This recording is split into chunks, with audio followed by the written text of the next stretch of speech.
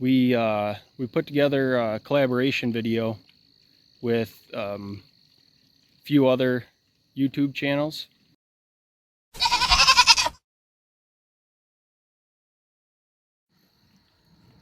Hey everyone, welcome back to Blakesley Acres. I'm Joe. Tonight we are talking about winter and fall prep for our farm here in Western New York. We put together a collaboration video with a few other YouTube channels. Along with us, we have Kyle, Backwoods Butcher, we have Cruz from Bee Mills Farm, and we have Tyler from Evergeen Farm. We're all talking about tips, tricks, pointers, just stuff that we're doing to get our farms ready for the winter weather. You're almost never going to be completely ready, but that's just the goals that we're going to have to get this going. There we go, that's better. Just trying to get some of that beautiful sunset in. Some of the stuff that I like to do for winter. First thing, this bottom wire on my pig pasture. The pigs have a tendency to put dirt, debris, sticks, you know, all sorts of stuff on there. And I'll go through and I'm going to start cleaning that off possibly this weekend. Once we get a significant amount of snowfall, disconnect that wire so it doesn't short out so much. Another thing that we try to do is I'll go clean limbs, anything that's grown over the fences. Through the growing season, I try to trim back.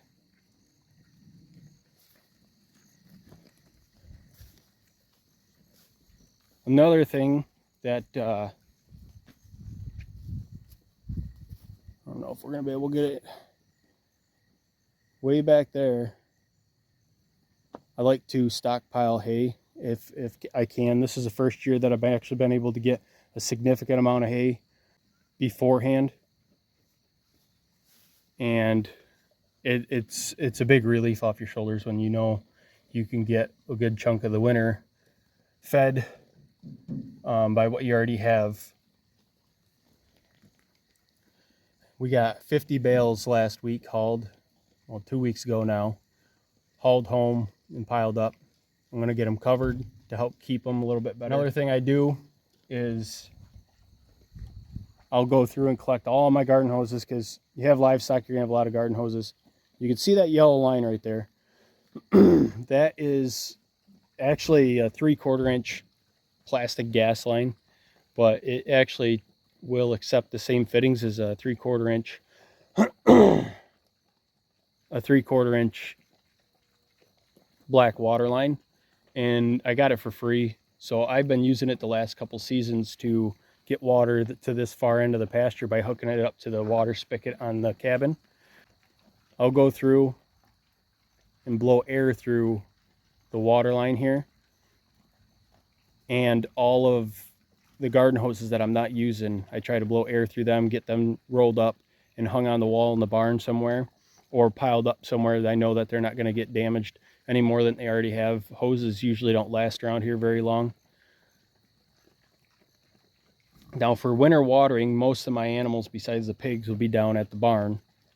I use the self-shrinking hoses, I forgot what they're called. That's what I run out to the barn back and forth, and when I unhook it, it drains the water out. I can roll it up into a 5-gallon pail and I keep it right inside to keep it from freezing. That's helped tremendously with winter watering. There's a spring over there behind the trees. I'm going to try developing that to have a continuous flow water down into the cattle water trough down by the barn, because it already runs down that way. So if I can get a continuous flow, that'll help keep it from freezing and give a constant supply of fresh water to the cows at least.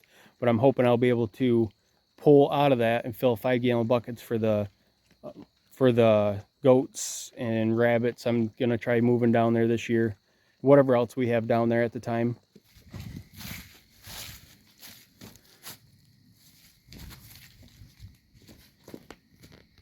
Another thing I want to do, I'm not going to side this barn. I'm actually going to just do heavy duty tarps on the outside of that, because I really enjoyed having that open for the summer. And I'm not quite sure exactly how that's going to turn and what's going to happen with that. So yeah, we're going to do some heavy duty tarps, do some rearranging. Here in the barn, we got to clean stalls, get everything back into shape, dusted, organized. As you can see, I've got a cluster of stuff up here that I've stored since my grandfather's moved in. The stalls need to be just cleaned out, fresh bedding in them, and get everything ready for the animals to be down in here for months. I want to build a new milk stanchion, make it back into milking, so having a nice stanchion where they're trained to come in, get their headlock on, so they're not moving around so much. Get that done. That's stuff that's inside, so it's not as necessary, but I do want to get a tractor over here and get the old bedding and old hay cleaned up around the backside of the barn. I'd like to get stone put in. If it happens, I'm not sure. Cleaning up the netting fence out here for the goats when they're done using it. They still got a little bit. They can clean up some leaves that are falling and whatnot. It's a lot of projects, and winter's right around the corner. I'm sure I'm not going to get them all done, but it's just stuff that I've been thinking about and stuff that we need to do. The butcher shop has taken a lot of my extra time that I usually put into doing this stuff here on the farm. So that's taken precedence over getting everything prepped up for the winter and try to get stuff reorganized and the whole 9 yards. We got to get our butchering equipment over there, stuff just put away. There's so much to do when you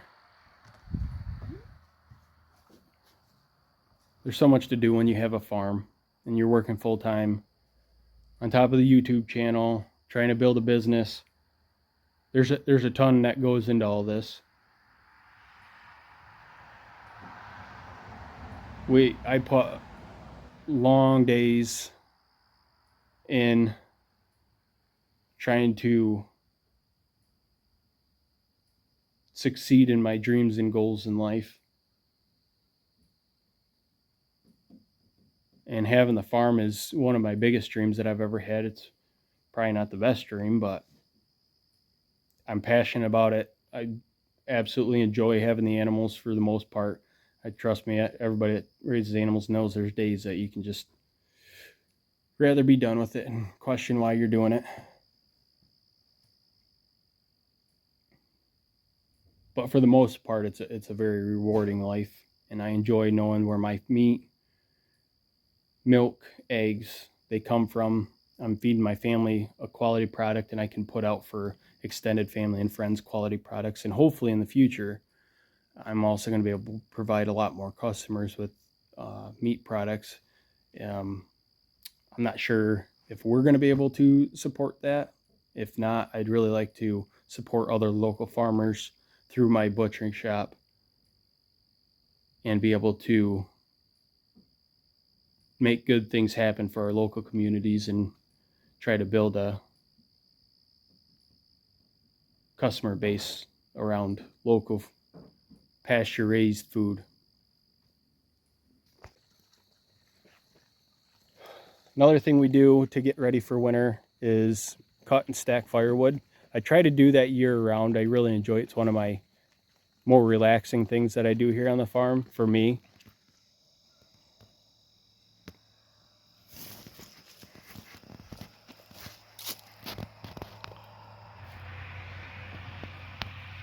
More firewood out there. Yeah, cut and split and stack firewood. We have quite a bit more this year. We should be good for the season. We are planning on installing, I bought a used outdoor wood boiler. I plan on getting that installed before it gets too awfully cold. I just got to get the rest of the components for that. So far we've talked about cleaning and tightening fences, trimming and stuff. Hay, stockpile on hay. I'd like to get some more square bales down in the barn just because it's more convenient to feed in there instead of trying to pitchfork off a round bale and carry it into when we're separating dairy cows or even goats when they're kidding and the whole 9 yards. Taking care of hoses, anything that is going to freeze, take care of it. We're going to be purchasing our water heaters that we use in the pig waters and our stock tanks and stuff. I've got some. We try to go through, just check them, anything that we can check, and buy an extra one of each. So if they fail, we have one we can throw right in there and continue to use.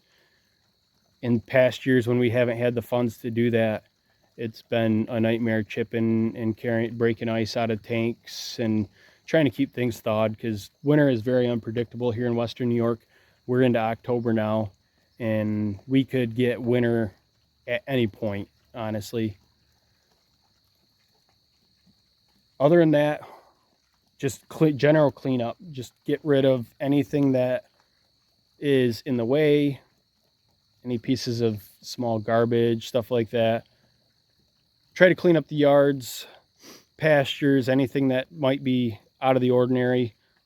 Get our brooder cleaned out and get that reset up for early spring batches.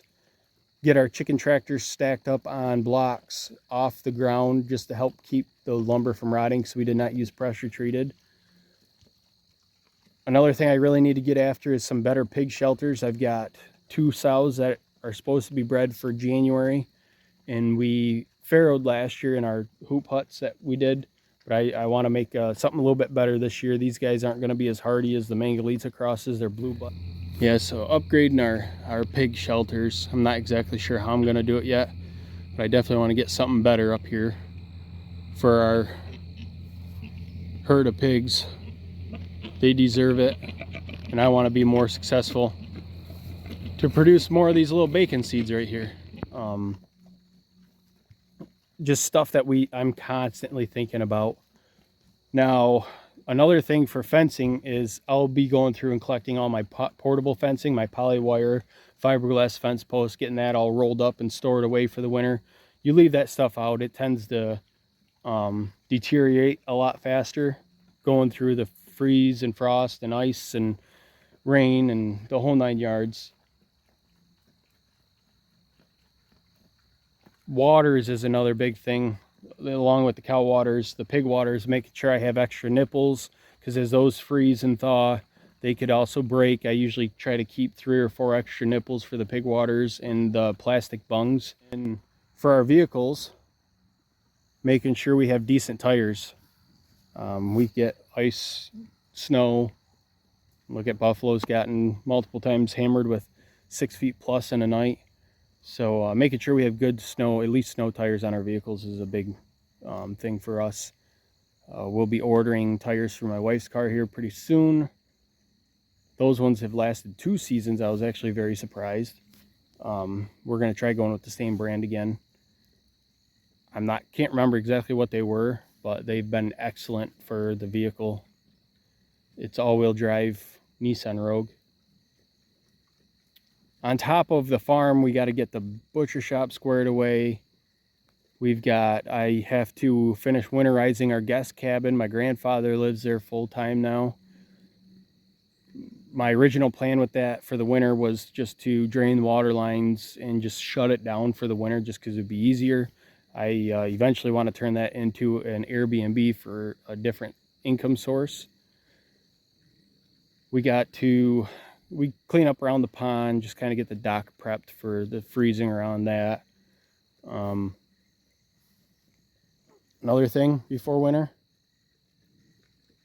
my hunting blind up here. I didn't even hunt out of it last year, but I like to get in there, shoo any mice, rodents, beehives out of there before rifle season. I haven't been able to get out bow hunting yet. It is bow season here already in Western New York.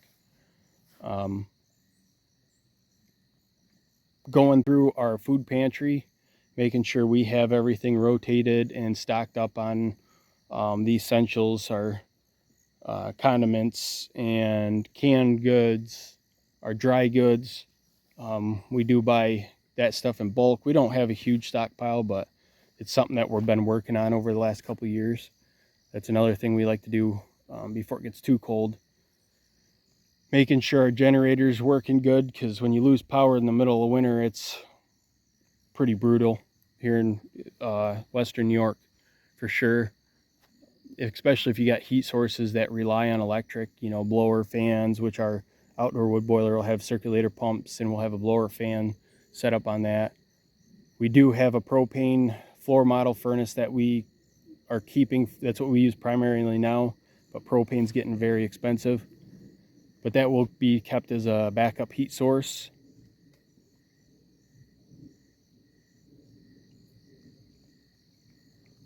Just there's so many little things to think of, and that's why I'm doing a collaboration video with these other guys, just to see what they're doing. It's hard to cover everything. There's a million things that I probably do that I'm not going to catch in this video. I'm sure of it. There's just too much to think of and pack it into one small video. We are also doing a live podcast. We're doing 2 of them to cover our tips and tricks and just talk to each other face to face and kind of do an overall review of these videos, which I'm pretty excited about also. It's a different kind of atmosphere when you're live and you can't edit out your mix-ups and stuff, and it's a pretty good time on Kyle's show, and definitely a shout out to him for hosting that on his show. I think it's going to be pretty fun. We are actually going to be doing that tonight, the 7th, and I do believe the other one is going to be the 21st, Saturday. They air at 8 p.m. If you guys haven't been able to catch that, there will be links on Backwoods Butcher. I think all of us are going to have links and advertise for those on our channels. I'm going to try getting that out for them. And the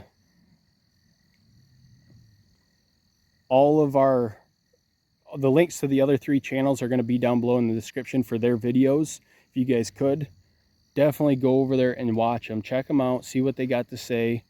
These guys all have great things going on at their farms. Kyle's he's also a butcher, of course, by his name. He tries putting out a butchering video and a farm video each week. Cruz has tons of crazy stuff going on his farm right now. A lot of things for him to figure out, and excited to see where he's taking things. And Tyler over at Evergreens, I just started recently watching his videos, and he's got pigs and chickens. He's got hair sheep. That's something that I've been interested in for a few years now. So it's great things to look forward to. And we're all trying to make our farms more regenerative style farms, the best we can to our abilities and finances and time that we have. Kyle has the full-time job at his butcher shop. The other 3 of us, we all have full-time jobs other than our farms. So between the farm, our full-time job, and we're all doing YouTube, it's a lot. And I think getting this community together and start doing more of these videos together, I think is going to be a great thing for all of our channels. And hopefully we can bring some cool, helpful content out to you guys. As usual, we appreciate the subscribers that we have so far. Like, comment, subscribe, share, and click that notifications bell for us, please. If you guys have not done that, if you're not our subscribers, please subscribe. It's helping our channel grow. It's slowly coming together. And also do it for the other 3 guys. They're great guys, and they have great content coming out. So you guys could help support them if you're not already supporting them. And hope to catch you on the next one.